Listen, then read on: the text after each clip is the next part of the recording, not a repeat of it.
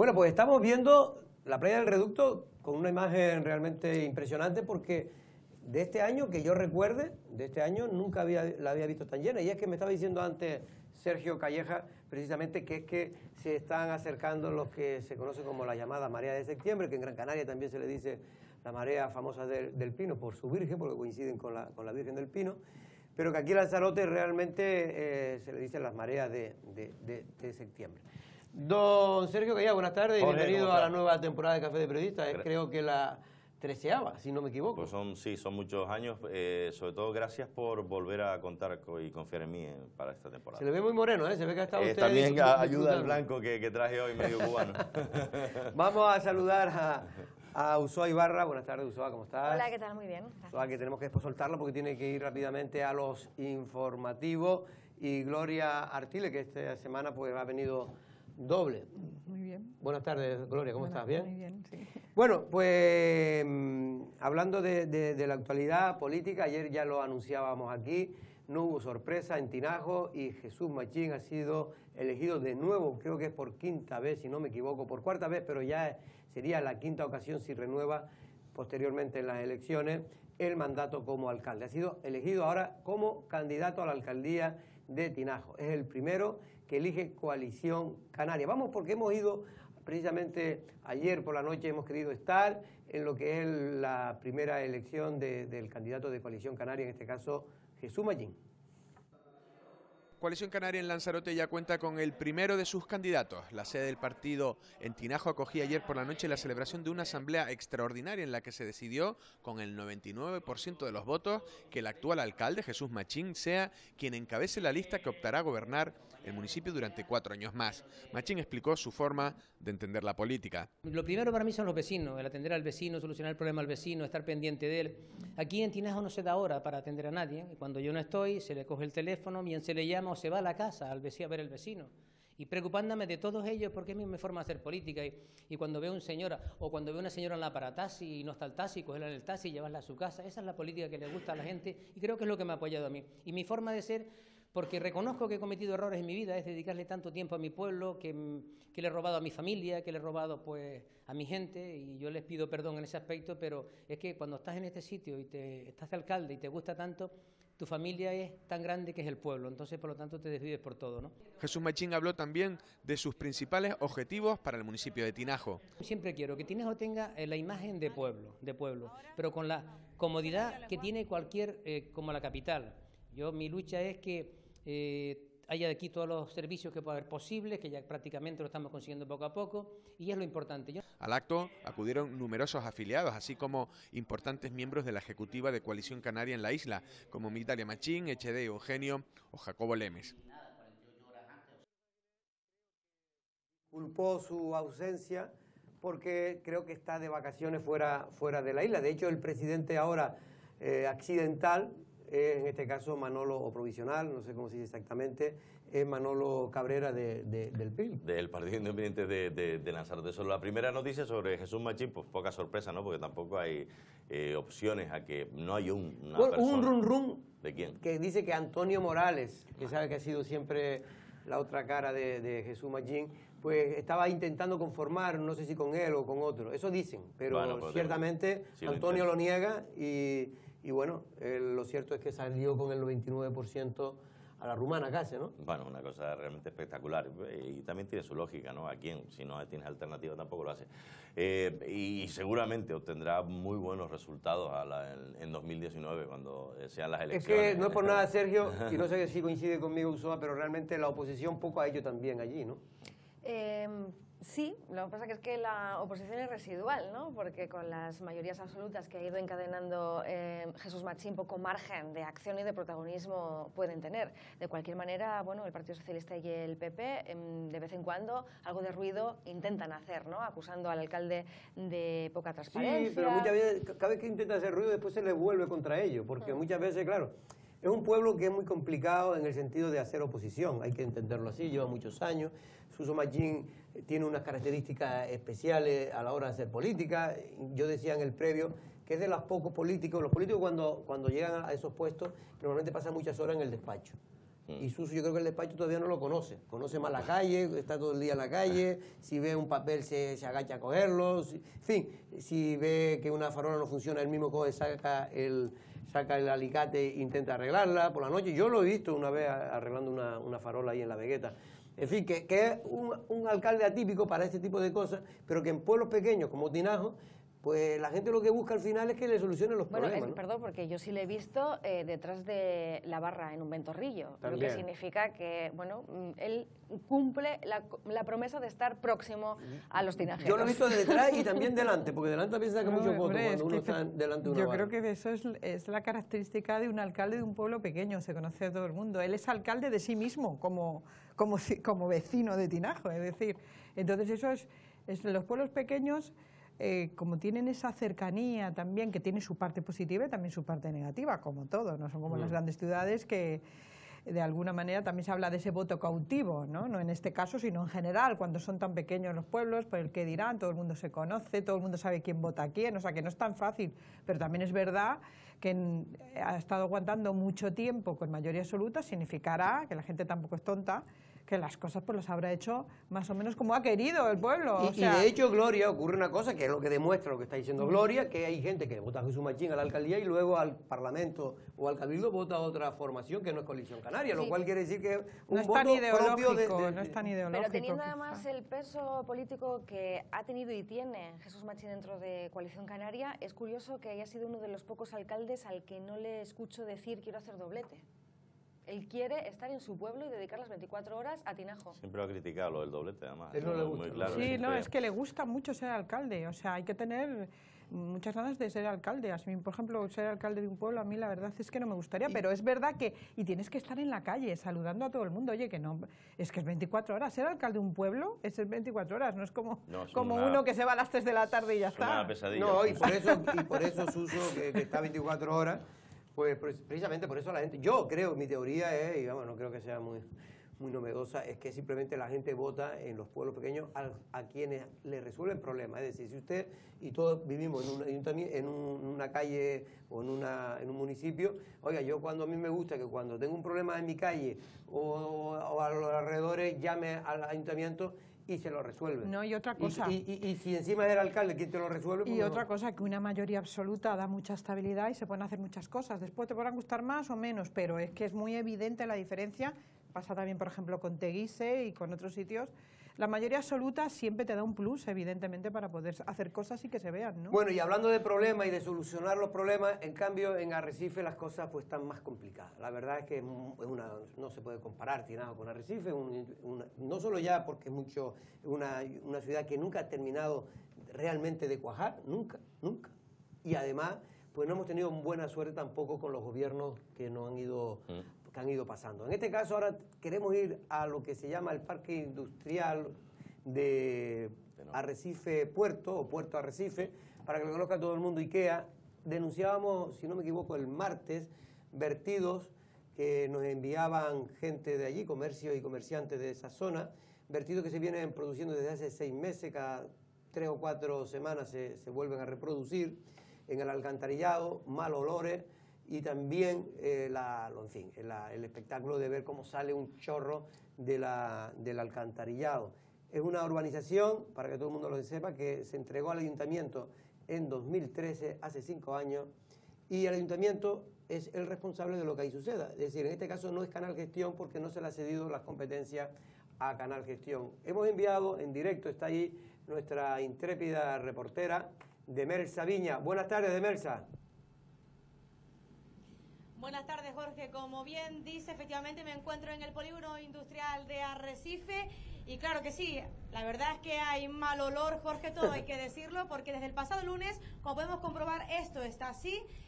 Justamente a la entrada de este polígono se ve los vertidos de agua fecales en el que se han quejado, han mostrado sus quejas, en este caso los comerciantes y empresarios de la zona, porque además ayer señalaba José María, administrador de este polígono, que no es la primera vez que sucede, que esto lleva así desde hace más de 2 años y los comerciantes de la zona pues han mostrado su queja debido también a ese mal olor que muchos clientes llegan a sus tiendas, a sus comercios, quejándose del mal olor. ¿No es así, Araya? Porque eso en lo que me decías tú hace unos instantes, ¿no? Sí, de hecho es algo que sucede continuamente, o sea, llevamos, como decía José María, 2 años, en el cual de forma intermitente esto salta y nos llena en los negocios del olor súper fuerte. El otro día se nos cayó una cliente encima de las aguas, se resbaló en el paso de cebra, o sea, es insoportable, imposible para nosotros dentro, todo el día trabajando con ese olor, es imposible. Sí, porque Jorge Araya tiene justamente su comercio aquí a nuestra espalda, ¿verdad?, de ensueño. Araya, ¿cuál es la problemática realmente de todo esto? Porque, como decía José María, no es la primera vez que sucede. Ayer el ayuntamiento se acercaba a los operarios a solucionar el problema, pero hemos visto que en menos de 24 horas el problema ha vuelto, ¿no? Bueno, llevamos 2 años que de forma constante, desde que empezó a gestionar el ayuntamiento, esto es normal, o sea, cada poco tiempo vuelve a saltar, vuelve a reventar. Nosotros denunciamos a la policía local, denunciamos en Seprona, inclusive ayer hablamos con Sanidad en el ayuntamiento, no sabemos por qué, de repente ayer sí vinieron rápido justo cuando estaban ustedes, casualmente, pero nadie pone una solución real a esto, porque no es la primera vez, como dijo José María, es constante. Jorge, si le quieres hacer alguna pregunta a Araya, que la tenemos por aquí. Una sola pregunta al menos. Nos gustaría saber si realmente ¿qué es lo que le dice el ayuntamiento a ustedes cuando le plantean el problema que ya se viene reproduciendo en varias ocasiones? No, el ayuntamiento a nosotros nunca nos ha dicho nada. En algún momento viene un operario, hace una solución temporal y ya está. No nos explican cuál es la problemática, por qué es tan reincidente esta situación. Que es que, claro, los coches pasan, se meten en los garajes de los comercios y eso va dejando el olor también en el comercio. Por ejemplo, ¿en tu negocio se nota ese mal olor? Hombre, en el negocio nuestro, en Ensueños, es horroroso. Vivimos echando ambientadores, pero claro, está justo en la puerta de la tienda. Y ya no hace falta ni que los coches arrastren con las ruedas nada. Desde el propio sumidero sale todo el olor. Pues nada, Demelsa, esperemos que el ayuntamiento tome medidas porque, insisto, esto es competencia del ayuntamiento de Arrecife. De hecho, hay que decir que ayer, una vez que conocieron la denuncia que salía de los comerciantes hicieron aquí en Lancelot Televisión y en Lancelot Digital, pues se consiguió de alguna manera que fueran a reparar la avería, pero se ve que no han dado abasto. Nada, Usoa, Demelsa, buenas tardes. Buenas tardes, Jorge. Bueno, pues no sé, Usoa, no sé cómo ve este asunto. Bueno, yo creo que tenemos un ayuntamiento en Arrecife desmantelado y yo cuando entro ahí prácticamente no veo trabajadores. Entonces, lo que decía el otro día Astrid Pérez, pues yo lo puedo suscribir, simplemente como testigo. No me parece normal que la alcaldesa dé normalidad a estas situaciones. Es que para Eva de Anta es normal que una guagua se incendie porque es verano. También es normal para Eva de Anta que haya semáforos decapitados literalmente. Es decir, que lleven así meses, o que una farola que está parpadeante desde hace 6 meses en calle Triana, pues también no se arregle en ese tiempo. Eso no es normal y nosotros no podemos valorar como una acción de gobierno razonable lo que está pasando en el Ayuntamiento de Arrecife. No es tampoco una culpa exclusiva de Eva de Anta, ni del PSOE, ni del PIL, pero desde luego que asumir como normal estas situaciones me parece una tomadura de pelo. En su día se hizo, digamos, esa obra de esa zona, y me imagino que serán las complicaciones con las que se trabajó el subterráneo, los fondos para llevar a cabo el diseño. Pero aquí quiero yo destacar, porque continuamente David Duarte es un hombre, yo le reconozco su trabajo, pero también a veces se suma a la crítica facilona con Canal Gestión, ¿no? Y ¿cómo es la crítica facilona con Canal Gestión? Es colocar en Facebook su indignación, ¿no? Se pone las manos sobre la cabeza, dice, hoy mi madre lo que está haciendo Canal Gestión. Aquí no lo veo, digamos, haciendo aspavientos. Y me parece que también hay que tener un poco de autocrítica. En ese ayuntamiento no hay autocrítica, aparte de, digamos, la desfachatez a la hora de justificar esto, que Usoa pasaba por arriba y que contaba esto de decir que una guagua se incendia porque es verano. No sé, me parece hasta de chiste. La guagua se incendia sobre todo porque no tiene mantenimiento. Eso es, que adecuado. Decir, pues esa ha sido una de las justificaciones. Yo creo que ellos mismos no sé si son conscientes del ridículo que están haciendo con ese tipo de declaración.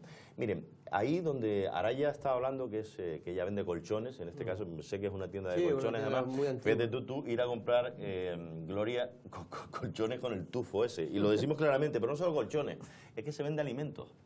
al lado, detrás, son alimentos al por mayor. Se vende marisco, se vende pescado, justamente donde estaba esa alcantarilla. Hay supermercados, está IKEA, es decir, no se puede estar Y después, Sergio, una con el cosa que me empresario. decía el cámara, que lo pudo seguir, ahí no sé si pudimos ver el rastro en la información, no sé si lo tomé el vídeo, pero ese reguerito de agua sucia termina en lo que se conoce, creo que la playa de Las Arenas, puede ser, la que la está playa que al está lado justamente del muelle. del muelle. De los mármoles, sí. Pues ahí acaba. No sé, estabas tú diciendo que no sabes si son conscientes exactamente de qué forma de gestión tienen. Yo creo, de verdad, creo que no son conscientes. Después tú conoces a cada una de las personas que conforman el grupo de gobierno a nivel personal y son personas como, pues incluso que están preocupados realmente. No son conscientes porque no toman cualquier crítica como un ataque y se cierran en banda. Y entonces ese es el problema de no escuchar qué es lo que está pasando. Entonces es la vieja política, aunque sean caras jóvenes, es la vieja política, es no tener claro para lo que yo estoy gobernando, ¿no? Y creo que eso es muy importante. Yo tengo, sinceramente, estaba escuchando también a Usoa, estoy bastante de acuerdo. O sea, yo a día de hoy, con lo que queda para las elecciones, tengo sinceramente pocas esperanzas de que vaya a cambiar nada, porque no se trata solo del grupo de gobierno, o sea, es decir, Arrecife está muy atomizada, el voto está muy atomizado. Después hay muchísima población que no vota, en parte por el desarraigo también, no siente que la ciudad sea suya, y por tanto no ama la ciudad porque no es mía, y cuanto peor está la ciudad menos la quiero, es decir, es así. Sí, un círculo vicioso. Es un círculo vicioso. Estas son imágenes de hoy, ahí donde estamos viendo, Claro, Sergio. las gomas llevan la suciedad Pero es que hace- Estas son de ayer. Y lo que, No, me y está lo diciendo que- que son de ayer, ¿no? y lo que sí me parece, en lo que puedo estar también bastante de acuerdo con Astrid Pérez y también a lo mejor con parte de la oposición, con Coalición Canaria en concreto y con Astrid Pérez, es que se necesita un liderazgo. Es decir, para poder cambiar Arrecife se necesita un liderazgo, porque como siga así, yo sinceramente tengo la sensación de que el año que viene va a seguir exactamente todo igual.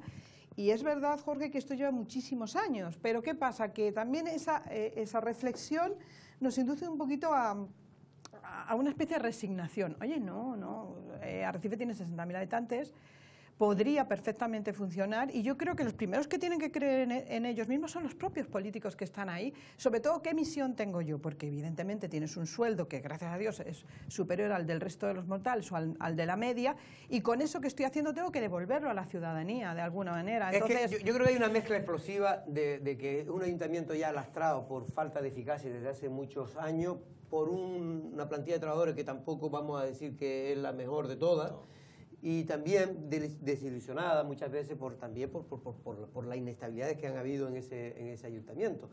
Pero además no le ayuda, la verdad que un buen equipo, Eva encima está en minoría, no tiene la mayoría, está un poco sorteando el día a día como puede, ¿no? Y de aquella manera. Mire, ahora mismo tenemos otra noticia, y es que da un poco de rabia. El Colegio de la Destila se ha hecho una obra importante. Estaba previsto en principio que se terminara y que empezara el curso escolar, que empieza mañana no, el lunes, el día 10, el lunes, que empieza, pues ya empezar con ese colegio en la Destila. Bueno, después se hizo un modificado, porque esto siempre pasa igual, se hace un modificado del techo de la cancha, y llevan 5 o 6 meses esperando por la licencia del gobierno de Canarias para poder terminar el techo. La licencia que le da el ayuntamiento. Claro, el ayuntamiento es el que tiene que dársela. Bueno, pues ahí están, ahora ya está terminado el colegio, está a falta de unos remates que se calculaba que se terminaba este fin de semana o en los próximos días de la próxima, y lo cierto es que ya va a ser imposible, evidentemente, que se abra para el inicio del curso, pero por lo menos. Y el río que corremos, Sergio, que tampoco se puede abrir para principios de año. Bueno, vamos a verlo. En un principio, y teniendo en cuenta este problema, y después de lo leído y después de haberlo preguntado, periodistas del Lancelot Digital, que es quien publica quien publica esta noticia, advierten o auguran que es probable que en invierno sí se pueda dar ese paso. Pero bueno, analicemos la actualidad, ¿no? Analicemos que esa obra ya empezó ya agafada, porque quien tenía una serie de casas allí no quería dejarlas. Aquello quedó un retraso de más de 3 años. Se empezó a echar las culpas unos a otros. Luego ya que si se modificó porque no tenía que tener unas plazas subterráneas de aparcamientos, no le dejaron tener esas plazas subterráneas de aparcamiento. Bueno, hemos acabado con esa pesadilla. Y ahora volvemos con otra. Primero, se plantea con toda lógica del mundo que se ponga un techo, porque cuando tú y yo éramos jóvenes y jugábamos en el Generalísimo Franco, de hecho, nosotros estudiábamos, yo casi inauguré ese colegio, sí, el antiguo. Eso, pero bueno, ahora se llama la Destila, muy bien el cambio, pero necesita un techo y unas condiciones y una sombra. Sobre todo el techo no es por la lluvia, es por la sombra. Claro, no por la sombra, sobre todo, porque lluvia no hay tanto. Y, hombre, lo que no se puede permitir es que la oficina técnica tarde 6, 7, 8, 9 y 10 meses en darle el visto bueno a un techo, por Dios. Y encima de verdad, un techo que es para un colegio, que no estamos hablando ya, que también tendría que dársela a cualquiera que lo pidiera en tiempo y forma. En este caso, a un tema que es de interés general, como es sin duda un colegio, ¿no? Comentábamos antes el grado de apatía, ¿no? Que se traduce desde los políticos a los trabajadores y, por ende, también del ayuntamiento a la ciudadanía. Porque hemos pasado como de una psicología colectiva y una terminología del Arrecife en construcción. Nos habíamos creído que esta iba a ser la legislatura, la transformación de Arrecife, del impulso a través del plan general. Ya nadie habla ni siquiera del futuro, ya, como todo el mundo sabe que no va a sino salir, de un presente que es un Arrecife en destrucción. Y es así. Porque hemos perdido, incluso los arrecifeños, que yo me siento de Arrecife y además de barrio, hemos perdido, yo creo que 4 años maravillosos para realmente creernos, ¿no?, orgullosos de esa ciudad en transformación o en construcción que nos habían vendido hace unos años. De cualquier manera, con respecto, por cierto, al tema que hablábamos antes de los vertidos de aguas fecales, sí me hubiera gustado preguntarle a esta empresaria qué grado de responsabilidad puede tener el colectivo que forma parte, ¿no?, de esa zona industrial. Y lo digo porque en el Ayuntamiento de San Bartolomé, donde por cierto también gobierna el Partido Socialista, le echan la culpa o responsabilizan a los empresarios del polígono industrial de Playa Honda de no poder asfaltar una de las vías más desastrosas que existen en Lanzarote, que es una vergüenza. Y dicen que, claro, la que está justo atravesando, por no dar publicidad, ¿no?, de comercios, pero la que da acceso a la primera calle, a la primera línea de comercios de la playa industrial, de la zona industrial. Está lleno de baches. Es una vergüenza. Pasada, sí. Y dicen, bueno, que claro, que los empresarios no aportan la parte que les corresponde como socios participantes, ¿no?, de esa zona industrial. Me gustaría saber si estos empresarios de esta zona industrial en Arrecife tienen también cierto grado de responsabilidad. Ahí no, porque han entregado su urbanización. Claro, y simplemente, nada, decir una cosa. El ritmo de las obras de la Destila era excelente. Sí. Excelente. Todo el mundo comentábamos qué bien se está haciendo el colegio y qué rápido. Y tuvimos suerte con la empresa. Y hubo un buen equipo técnico también por parte del arquitecto y de la gente que estuvo al frente de la obra. Pero qué pena que tengamos que volver a hablar de que empezamos un curso escolar, de nuevo con barracones, frente al centro cívico, y que es una lástima realmente que este curso escolar se haya visto empobrecido en el inicio, teniendo unas instalaciones muy buenas que son las del nuevo colegio de Destila. Una cosa, perdón, sí, me gustaría oír, creo que tenemos un corte de Mario Pérez, que es el director de la Oficina de Educación de la isla de Lanzarote, a ver qué pasa con ese colegio de la Destila. Y nos faltan 2 detalles importantes, que es todo el tema de urbanización, de aceras, de plan de movilidad, que lo debe hacer el Ayuntamiento de Arrecife, y también que nos otorguen una licencia para la construcción de una cancha techada.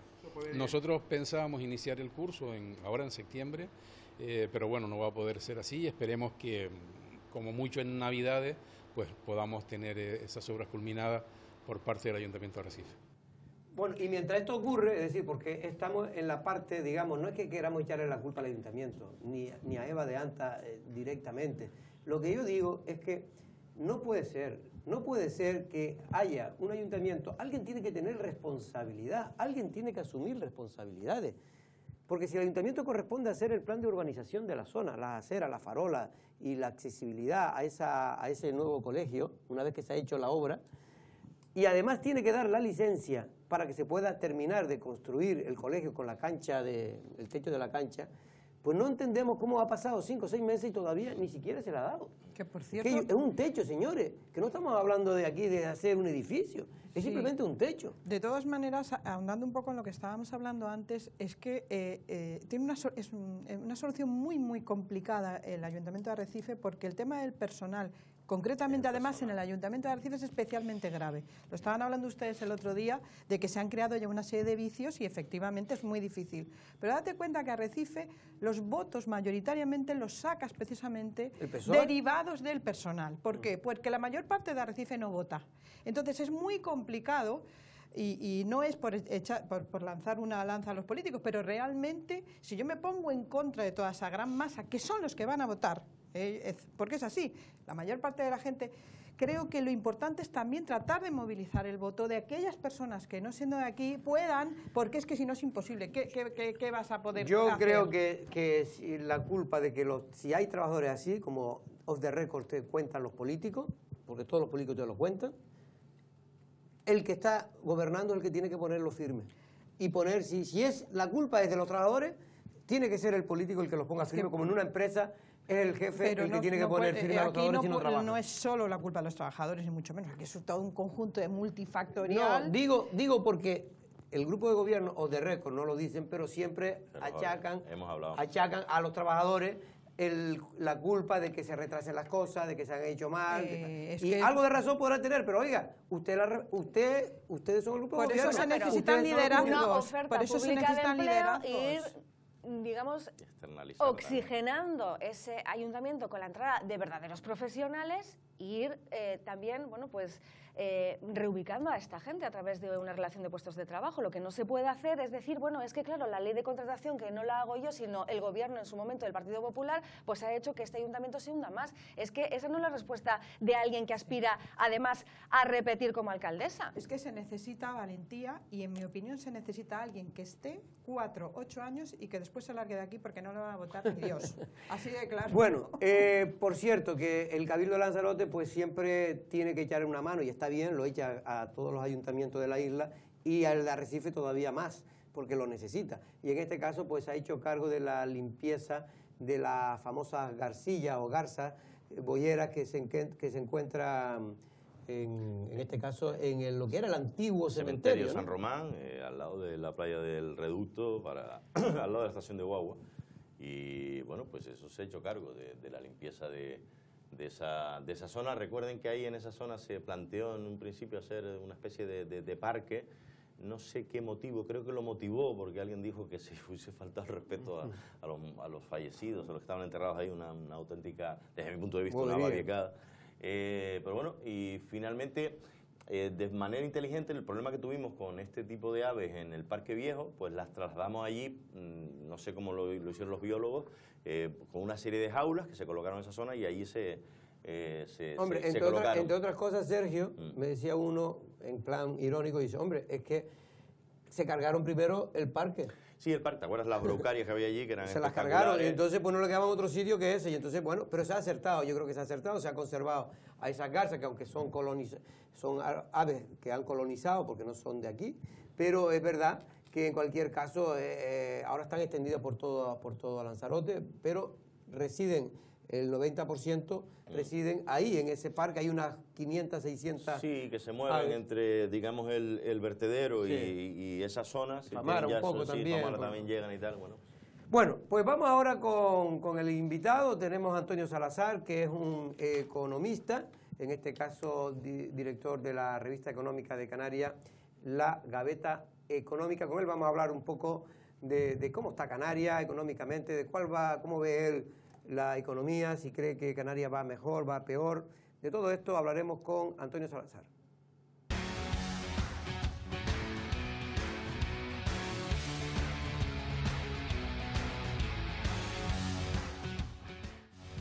Bueno, pues ya está aquí el invitado, Antonio Salazar, director de la revista La Gaveta Económica, una revista que lleva ya, si no me equivoco, Antonio, buenas tardes. Buenas tardes. 2 años en el mercado de Canarias. Casi 3. Cumplimos 3 ya. Ah, bueno, pues felicidades porque no es fácil mantener una revista y menos económica, ¿no? Sí. Pero la verdad es que ha tenido mucho éxito, sobre todo también la puede distribuir, creo que con algunos periódicos de tirada regional, ¿no? Sí, en la provincia de Santa Cruz de Tenerife el Diario de Avisos, en la de Las Palmas de Gran Canaria el Canarias 7.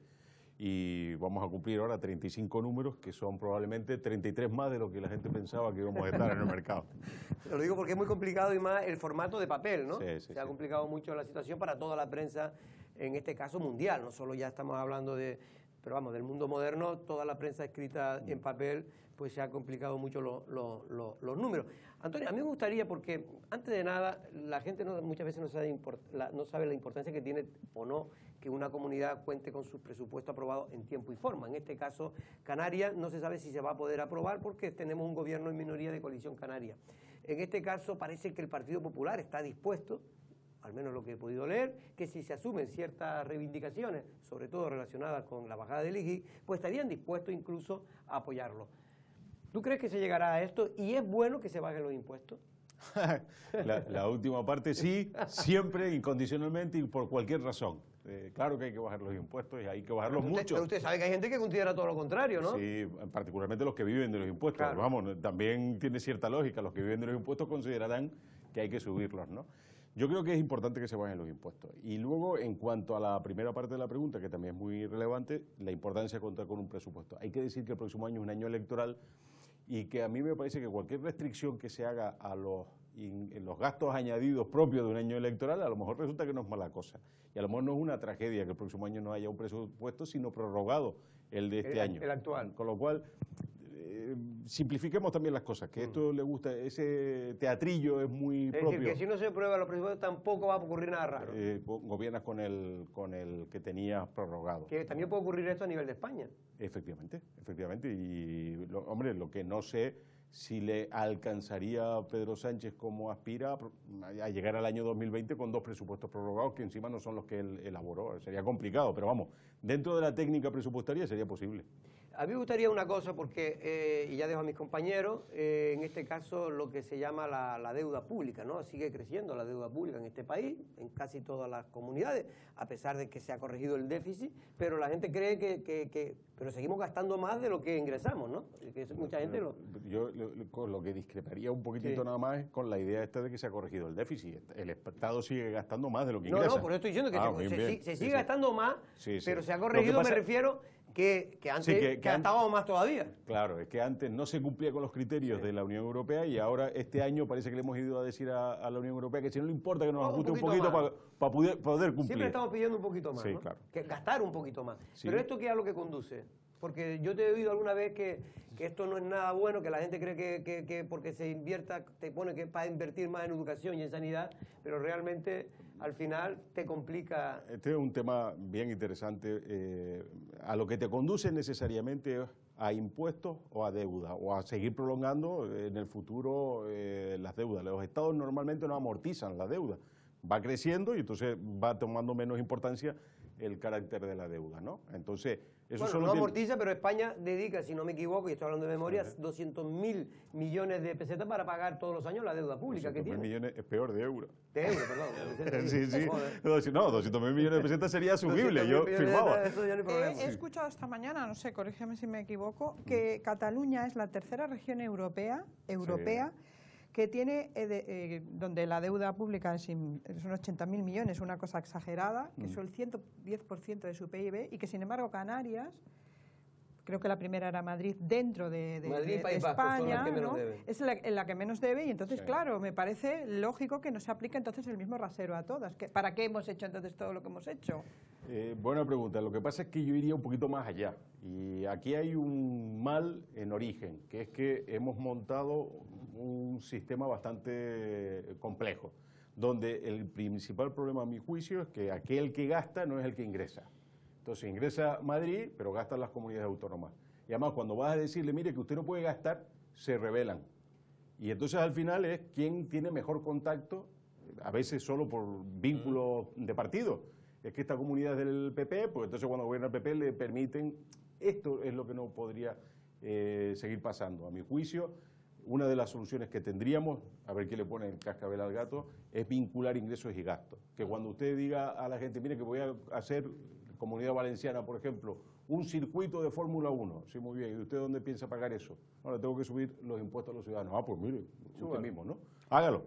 Pero se lo va a pedir usted al que le vota, ¿no? Porque aquí algunos pues pueden hacer este tipo de dispendios porque no tienen ningún tipo de de responsabilidad. Entonces, al final, una cuestión económica, que realmente es lo que repercute en nuestra calidad de vida, se convierte en una cuestión política y se disfraza de eso, sí, ¿no? De alguna hecho, manera. Claro, si tú no, y además en el ejemplo que ponías me parece extraordinario el caso de Cataluña, que también ha llegado a donde ha llegado, porque nadie ha sido capaz de paralizar en un momento determinado lo que estaba sucediendo, ¿no? O sea, por razones políticas, porque además la idea era que no se radicalizaran. Oye, lo hicieron fenomenal, se lo hicieron estupendamente. Antonio, sácame de dudas, porque aprovecho que estás aquí, porque siempre como nunca lo he profundizado, ¿no? Y digo, aprovecho. Vamos a ver, entonces, teniendo en cuenta todo esto, ¿no sería mejor que las competencias las tuviera Madrid en determinadas áreas? Es decir, oye, pues mira, las competencias las tiene Madrid, encárgate tú de todo y tal. ¿Por qué estamos ávidos las comunidades autónomas de tener las competencias nosotros cuando Madrid nos podría inventar la plana, solucionar todo, ¿no? Digo que el pensamiento parece simple, pero no sé si nos puede explicar. No, yo creo que no es simple. Lo que pasa es que es verdad que a lo mejor resulta demasiado complejo, ¿no? Y desde luego es de opción, ¿no? Porque claro, tú tienes la alternativa de que sea un Estado centralizado, tipo Francia, y no es precisamente mejor. Claro. Tiene la alternativa de ser un Estado descentralizado tipo España y no es precisamente tampoco óptima. ¿Dónde estaría, a mi juicio? Poniendo la responsabilidad del ingreso y el gasto en el mismo lugar. Vale. Y ese sí creo que es la comunidad autónoma. Entre otras cosas porque al final un señor en Madrid normalmente no sabe cuáles son las necesidades de Lanzarote o del Hierro. Bueno, imagínate del Hierro, claro. Entonces a nadie le preocuparía. Yo creo que la descentralización es positiva, pero eso sí, incorporando la variable que vaya a tocar en la puerta del vecino a cobrarle los impuestos, el que va a tomar la decisión de gasto, no un señor. Nosotros llevamos años odiando a los ministros de Hacienda, sí, ¿no? Y además digo con razón, pero que al final la decisión del gasto sea del mismo el que fue a tocar la puerta, no todo era la culpa de Montoro. Pero parece que la falta de eficiencia, a ver si se gasta más y se sigue teniendo igual de mal los servicios. Es lo que yo quiero transmitir, porque a veces creemos, o creen aquellos que defendemos, de que el gasto público hay que medirlo y tasarlo, porque no puede ser gastar más por gastar más. No puede ser gastar más para ir creciendo más esa mastodóntica administración. Absolutamente. Y además, antes decía un tema interesante, ¿no? ¿Quién se va a oponer a la sanidad pública o a la educación pública? Claro. Lo que pasa es que también tenemos claro que un incremento a partir de unos estándares cubiertos, un incremento del gasto no va aparejado de una mejor gestión. Ha pasado así en la sanidad y pasa así en la educación. Entonces, bueno, a partir de un cierto mínimo, pues al final tendremos que pedir cuentas de este tipo de cosas. Y no se debería, a lo mejor, de alguna manera, tratar de introducir un debate en la administración pública de tratar de introducir criterios empresariales en la gestión pública en el sentido de por objetivos, es decir, como se trabaja en cualquier... Eso sin quitar la esencia de la administración pública, que es proveer de la igualdad de oportunidades. No sé si me estoy explicando. Sí. ¿Podría hacerse algo ahí o hay algo que se haya hecho en algún sitio? No, me temo que no. Y está perfectamente argumentado. El problema es que yo invitaría a quien crea que ese es el papel de la administración, el de la igualación de oportunidades, que como principio básico, un principio rector me parece razonable. Sí, creo que debe ser así. Claro, pero te obliga sistemáticamente a estarlo revisando. Porque cada vez que tú interfieres, estás generando nueva desigualdad. Y al final tienes que estarla revisando sistemáticamente, con lo cual tiene más problemas que ventajas. Y el tema, porque ese sí que, además me parece que es probablemente el más importante, ¿no? Esta idea de que la administración se comporte como una empresa. La gente que está en la empresa sabe que tiene que satisfacer a un consumidor que es volátil y que tiene necesidades cambiantes, que lo que piensa el lunes no necesariamente lo mantiene el martes. Y en ese entorno la empresa tiene que estar todo el día imaginando cómo proveer buenos servicios a su cliente. Tratando de ser eficiente en los objetivos, ¿no? La administración no tiene cliente, tiene cautivo. Somos personas que pagamos los impuestos porque no lo podemos evitar. De hecho, se llaman impuestos y no voluntarios. No son contribuciones que alegremente le hagamos porque tenemos ese don, como si fuera una ONG. Tiene la capacidad incluso de llevarnos presos si no pagamos los impuestos, ¿no? Hombre, a mí no me alcanza porque no cometo delitos fiscales, ya me gustaría. Pero debería abrirse ese debate de alguna manera, ¿no? Sí. Para ser incluso más eficientes en lo que decía Jorge. Sí. Es decir, ser eficiente en que las políticas que estoy aplicando están llegando verdaderamente a los ciudadanos, ¿no? Yo quiero preguntarte, son muchas cosas, fíjate, se me está ocurriendo no, y viendo, porque aquí sí que de economía se puede hablar. Mira, te voy a preguntar, ¿por qué la gasolina en Lanzarote es cara? No lo entiendo. No sabe... Es cara, más cara que en Tenerife. No, pero más cara que en Tenerife, por ejemplo, o que en Gran Canaria. Y segundo, Eso aquí nos están vendiendo algo, aquí en esta tele lo hemos hablado en multitud de ocasiones, la segregación de la Autoridad Portuaria de Las Palmas. ¿Esto beneficiaría, digamos, al ciudadano en sí de Lanzarote, al empresario de Lanzarote? Son dos preguntas, ¿no? Y si tiene que ver los muelles, pues yo no sé, la gasolina cuando se traslada de la refinería de Tenerife a La Gomera, ¿por qué sale más barato La Gomera? No debería, porque el transporte está subvencionado, pero por eso, fíjate que son dos cosas, yo sé que son complicadas.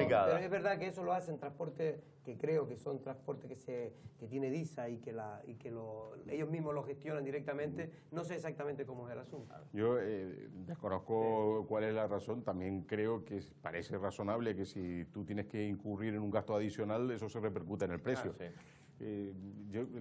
También es verdad que en el tema de la gasolina es un tema muy sensible, ¿no? En algunos sitios, por ejemplo, son las propias empresas las que, estoy pensando en el Hierro, donde asumen que el sobrecosto, una parte del sobrecosto lo asumen y no está repercutido el costo total para que la gente no lo termine, porque se lo pueden permitir en una isla de 5.000 o 6.000 habitantes, que no sería el caso de Lanzarote.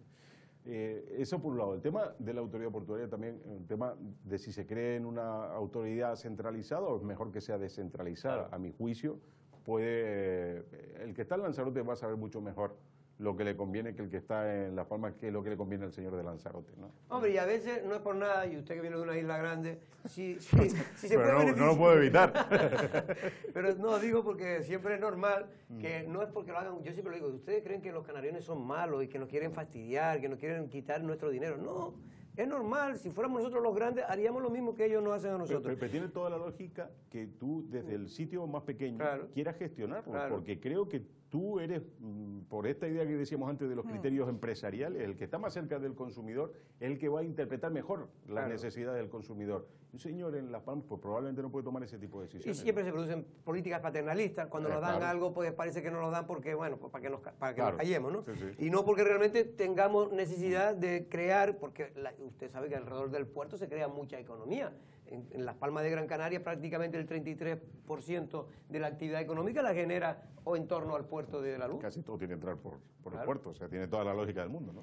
Bueno, usted se ha pronunciado sobre la ley del suelo. ¿Usted cree que era necesaria una ley del suelo en Canarias? Lo digo porque lleva ya 2 años y no se sabe muy bien si ha habido efectos benefactores o no para la economía. Es buen asunto, básicamente porque lo que necesitamos es quitar el suelo de las garras de la burocracia y todo lo que se haga en esa dirección pues parece que podría estar bien armado. El problema es que no, estas son los típicos cantos de sirena de la política que al final no se termina de traducir en algo tangible. Canarias tiene un problema de sobreprotección del suelo. Hay 13 normas distintas, que es verdad que aspira a reconducir la ley del suelo, pero probablemente de una forma, el político siempre, y el burócrata en general, siempre, esto que decía, ¿no? te suelta y te retiene la cuerdita un poco, porque al final es lo que les interesa, ¿no? Yo creo que se queda corta. Y creo que Canarias necesita tener sobre el suelo una mayor liberalización, que podamos actuar en el suelo. Del suelo no protegido, hay que aclarar, o del suelo también protegido. No. Yo en esto es que me parece que es verdad que es conveniente matizarlo, porque siempre hay alguien con tendencia a escandalizarse. Por eso digo. Pero que los legítimos propietarios del suelo son los que están obligados a intervenir en el suelo. El suelo es generador de riqueza, porque además no tenemos muchas más. Nosotros no tenemos más recursos que eso. Entonces, es verdad que se puede mantener suelo protegido, me parece que poco habría que decir, pero también sobre el suelo no protegido habrá que dejar el mayor la libertad posible para que el suelo se ajuste a las cambiantes necesidades de la sociedad. Y que esas son normalmente mucho más rápidas en tiempo de lo que permite la burocracia. La burocracia es insoportable que cualquier proyecto tarde 10 años en ponerse, desde que se concibe hasta que se pone en marcha. ¿Cuántas cosas no han cambiado? Es que hace 10 años no existía los iPhone, que, por ejemplo, tienen 10 años.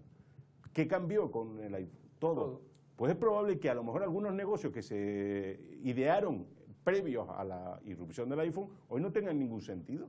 Y mientras tanto se ha consumido un montón de recursos, la burocracia ha actuado, ha modificado proyectos, se han hecho inversiones. ¿Para qué? Yo creo que un poco, efectivamente, aunque es evidente que estamos hablando de suelo no protegido, cuanto más se repita tampoco pasa absolutamente nada, porque la verdad es que la evidencia, desgraciadamente, de los datos muchas veces se le echa encima muchísima tierra y mucha carga ideológica y al final la gente tiene una auténtica maraña, a veces que vienen a comerse todo lo que ya hemos logrado. Y no es cierto, yo creo que eso hay un mensaje que hay que repetir, sinceramente lo pienso. Ahora, pasa lo mismo, y si me permites, Jorge, pasar al desempleo, al tema del paro. Sí, lo tenía previsto aquí también. Es decir, Lanzarote en concreto el año pasado ha alcanzado los 3 millones de turistas. Hay otro mensaje que dice, bueno, pues con tanto turista se tienen que estar forrando todo el turismo. ¿Cómo es posible que no haya un aumento de la contratación o por lo menos que el paro no baje sensiblemente? Entonces me gustaría que pudiera explicar de una forma bastante pedagógica, porque efectivamente como si fuera el turismo el monocultivo, es decir, ¿qué es lo que pasa en Canarias para que no se, en Canarias digo, bueno, a nivel estatal, porque imagino que es una cuestión estructural, pero en Canarias, ¿por qué cuesta tanto que efectivamente viniendo tanta gente no haya una repercusión en el empleo? De todas maneras, solo una matización, digo porque lo suelo decir, porque me lo dicen los agentes, tanto económicos como sociales, y es que en Lanzarote en concreto nunca se había empleado en toda su historia tanto. Sí, pero del sector turístico concreto, es lo que quiero que explique. Otra porque, cosa es claro, que hay disfunciones en otros sectores, como el de la construcción, que aquí tuvo una incidencia importante, y luego el que ha venido en los últimos 4 o 5 años a Lanzarote más de 10.000 personas. A eso me refería, claro, a eso me refería, es decir, que por eso hay que menos aclarar que quizás sí esté tirando del empleo el sector turístico. Hombre, lo que está ocurriendo es que hay otros sectores. ¿Puede explicarlo para que...? No, primero, a mi juicio, hay una cosa que está clara, que no se acompasó la pérdida del empleo a la crisis. Es decir, el turismo no tuvo el mismo ciclo que tuvo el resto de la economía. De hecho, las primaveras árabes nos llenan los hoteles y eso sucede en el año 2011. En el 2011, recuerdo, fue un año catastrófico para la economía española, con una caída del 11%. Por tanto, digamos que el turismo ya estaba empleando probablemente en ese momento porque lo necesitaba a un número de personas a la que no se le puede exigir luego que incrementase de manera radical, ¿no? Entonces, porque claro, no va al mismo tiempo que la economía. Y este es un tema bien interesante porque cuando uno habla con gente en función del sesgo ideológico te ponen en la frontera o en el año 11 o en el año 7 y claro, cambia todo. El año 11 es un año catastrófico, el año 7 no lo era. Entonces, si hace una comparación sobre otro año, cambia por completo la fotografía, ¿no? Entonces, esa es una explicación. Otra, se ha apuntado, ha venido gente de fuera, pero es que tenemos un problema nosotros importante, efectivamente.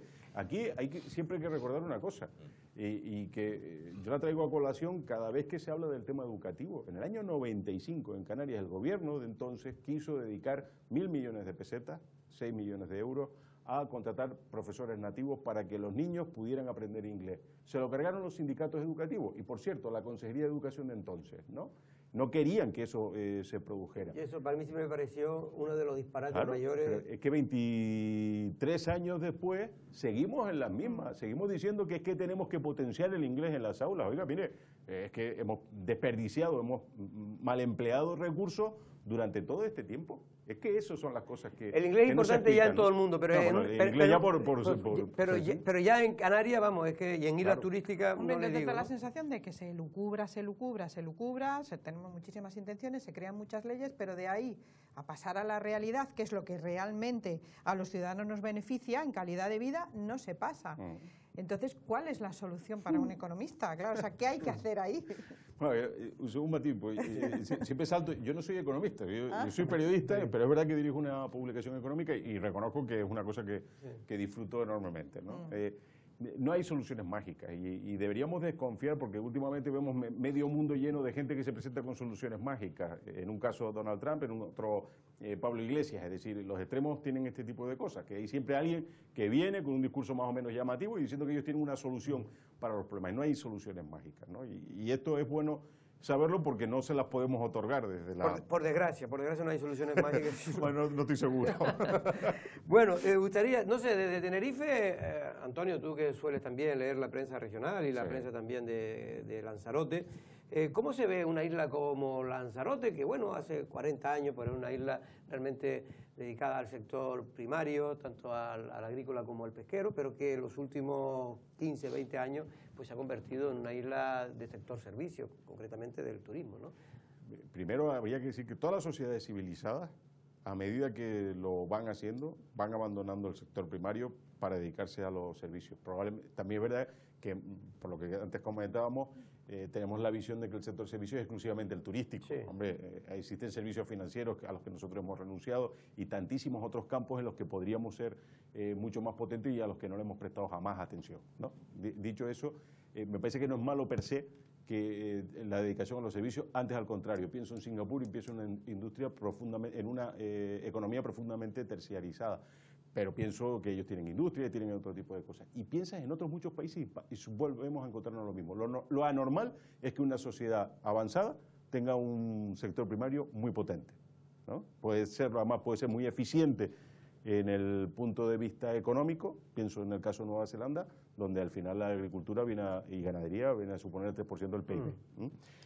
Sentado eso, a mí me parece que Lanzarote es con diferencia la isla más dinámica en este momento del archipiélago. Uno acude a los datos y me gusta creer, además, que es probablemente porque es aquella isla en la que menor incidencia tiene la administración pública en la participación en el yo le iba a decir que, y eso a pesar de la administración pública. Y eso a pesar, pero es que es la que menos tiene. Sí, es a pesar de los gobiernos.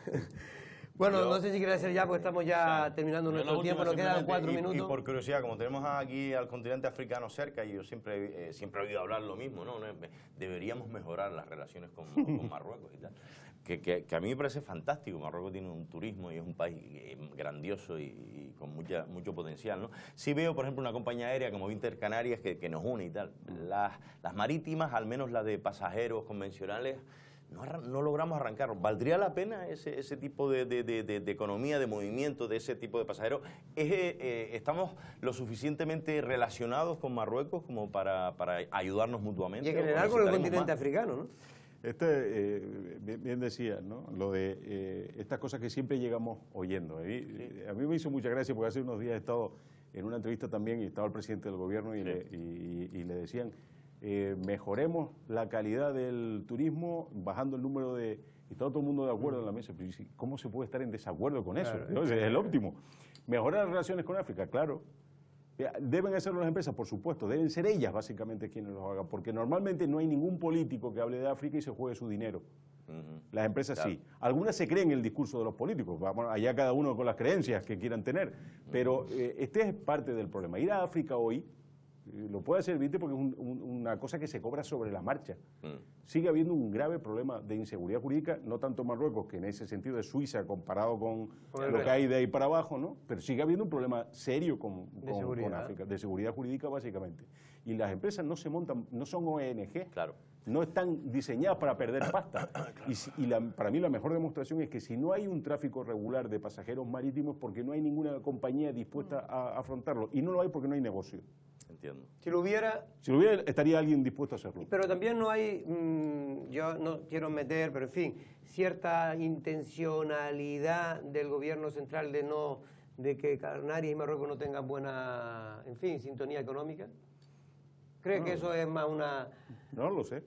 Yo, honestamente, un tema que escaparía a mi comprensión, ¿no? Bueno, estamos hablando con Antonio Salazar. Ya la última pregunta simplemente es si cree que, como algunos consideran, que el cambio de gobierno, en este caso en España, pues no está beneficiando a Canarias, digamos por la situación parlamentaria que teníamos ante los votos, digamos, nacionalistas. Sí. Yo es que creo... Yo era de los que estaba convencido que cambiar el gobierno estaba bien, pero cuando te das cuenta del gobierno que viene, pues dices, pues a lo mejor resulta que no estaba tan bien, ¿no? Y no lo enfocaría solo de la perspectiva de Canarias, que creo que este gobierno no es bueno para el conjunto de España. Y además, algunas de las decisiones que están tomando son inquietantes desde una perspectiva económica. Por tanto, creo que lo razonable sería convocar elecciones cuanto antes. Dicho eso, el papel de los diputados canarios es el de que les dé siempre en cada momento la aritmética parlamentaria. Ellos han dejado de tener importancia, sin ningún género de duda. ¿Que esto se está traduciendo en un retraso de los convenios? Pues parece evidente que también. ¿Y que eso es la panacea? Pues no. Y al gobierno le viene muy bien que estas cosas pasen, al gobierno de Canarias, porque teniendo los recursos que tiene, que está batiendo todos los récords, se han ido por encima de 8.000 millones. En el año 7, el presupuesto de Canarias estaba por encima muy poquito de los 7.000 millones. Es decir, está 1.000 millones de euros por encima de lo que gastaba en el año 2007, pues que se sacuda y tiene disparada la recaudación. está recaudando pasta como nunca antes en la historia. Pero les viene muy bien esto de, no, pero que los convenios no podemos hacer nada, ¿no? Pues mire, gobernar significa tomar decisiones, ¿no? ¿Pero cree que se va a poder, que el gobierno ahora mismo socialista le interesa agilizar, o realmente también hay cuestiones políticas que dice, bueno, estas cosas, para que no se apunten los tanto Coalición Canaria? Yo honestamente creo que es de incapacidad manifiesta y de una escasa cobertura parlamentaria que es la que tiene el gobierno de Madrid, ¿no? Bueno, pues nuestro invitado se tiene que ir y nosotros también. Don Antonio Salazar, muchas gracias, y que la gaveta económica pues siga su andadura el máximo de tiempo posible. Yo que me crié también con una revista, en este caso con Lancelot Revista, hemos pasado muchas vicisitudes, aguantamos 33 años, que no fue nada fácil, un semanario. Lo fuimos ya, por llegar. Pero que al final, pues como todo, pues hemos tenido que cambiar y nos hemos convertido precisamente en un mensual, que es lo que quería decir, que ya está en la calle. Turismo sostenible, el gran reto de Lanzarote, es uno de los principales reportajes del mensual en papel que está ya, insisto, en la calle desde ayer. Gloria, muchas gracias. Hasta la próxima semana también a ti. Hasta la próxima, Jorge. Gracias. Nosotros, No es una amenaza, volvemos el lunes. Buenas tardes.